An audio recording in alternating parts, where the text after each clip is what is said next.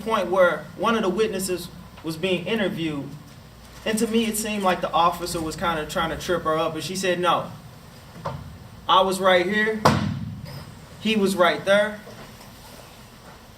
The officer proceeded to say, well, you mean northwest?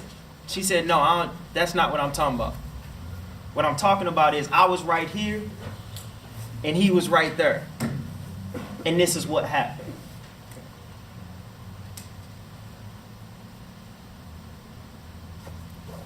This report that was done, this force analysis report that was done, all of the information, the evidence, and everything stated in here came from the police report from the St. Louis Metropolitan Police Department. It's not myth. It didn't just snatch it out of air. It wasn't a bunch of conspiracy theories. It was simply the same exact things that was in the 200-plus report, a 200-plus page report that I've read over 500 times. I can tell you what's on page 82. I can tell you what's on page 117.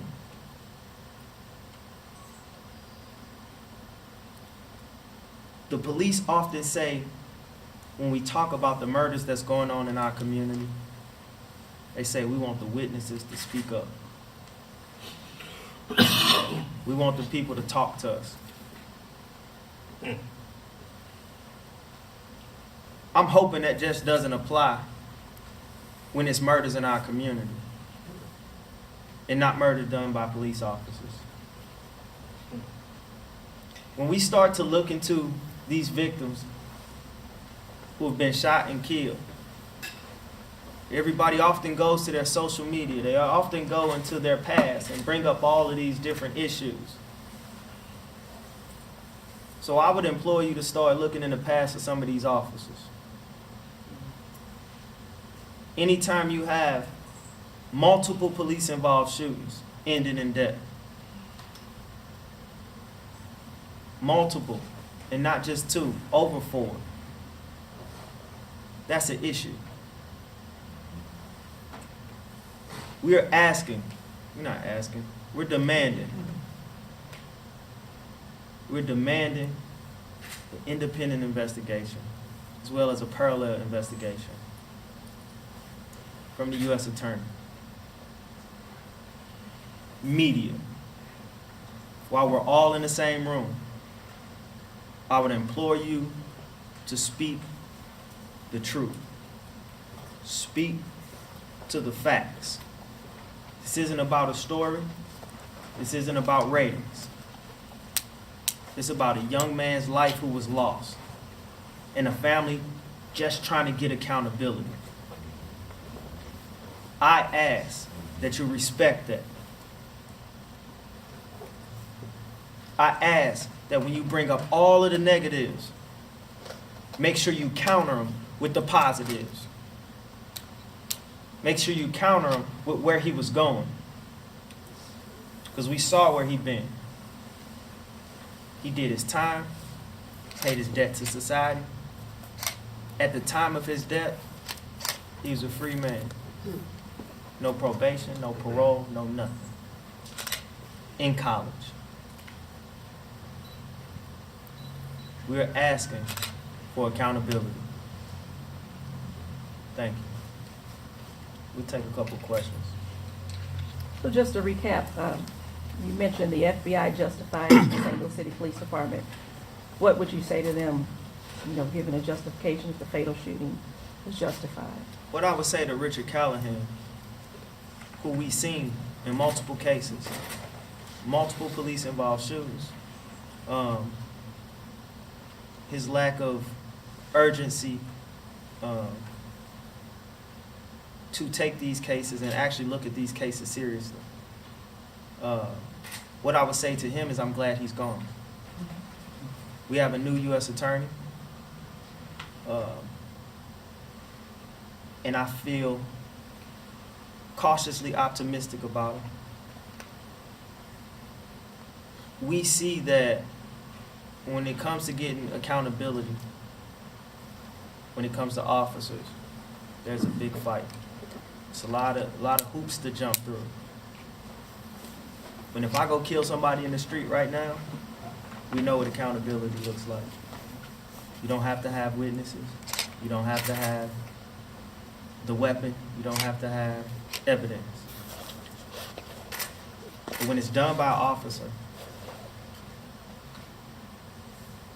and you have all of these things, we're still not seeing any accountability. So to the FBI and the U.S. Attorney, they're the checks and balances as well for the police department, especially when it comes to civil rights. So we have to start looking at each individual case and having these independent investigations. What problems did you see with the FBI investigation? Why do you think there needs to be another investigation? There wasn't an FBI investigation. They reviewed what the police department did. They didn't carry on their own investigation.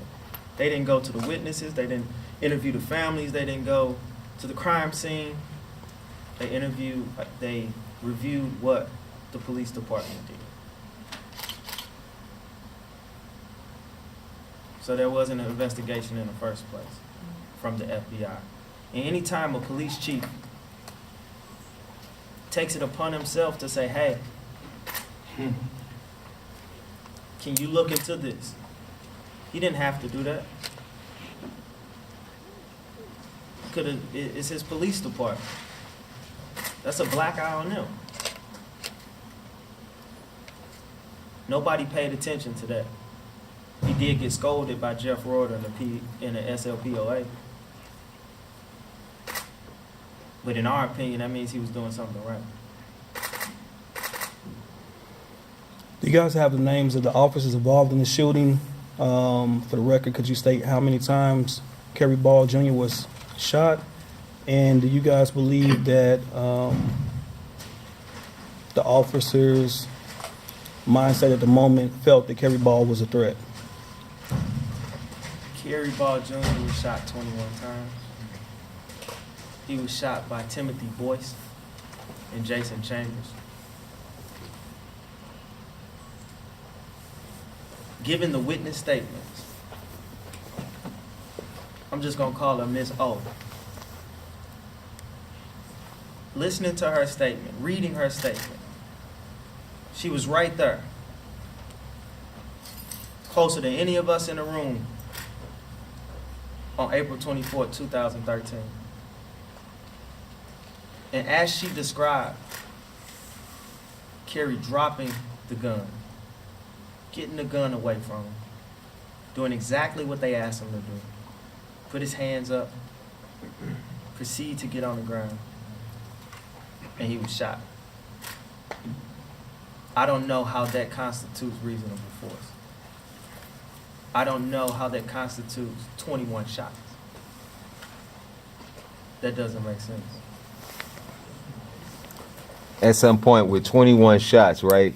I just envision that in my mind, and I wonder how many shots are required before a person actually fall to the ground, right? So I can only imagine in my mind that some of those shots had to be fired into a body that was non-threatening,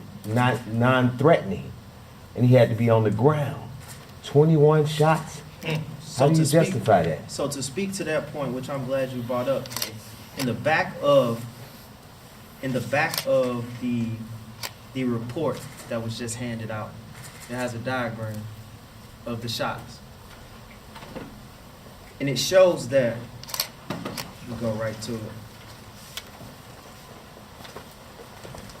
It shows that there were more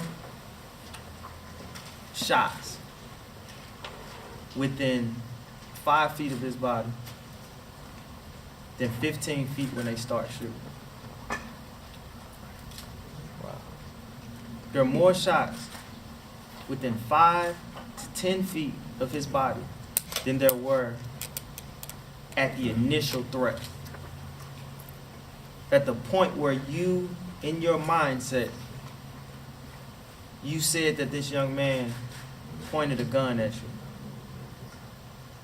How are there more shots closer to the body than when you first encountered the threat, when you first felt this threat. It's not justified.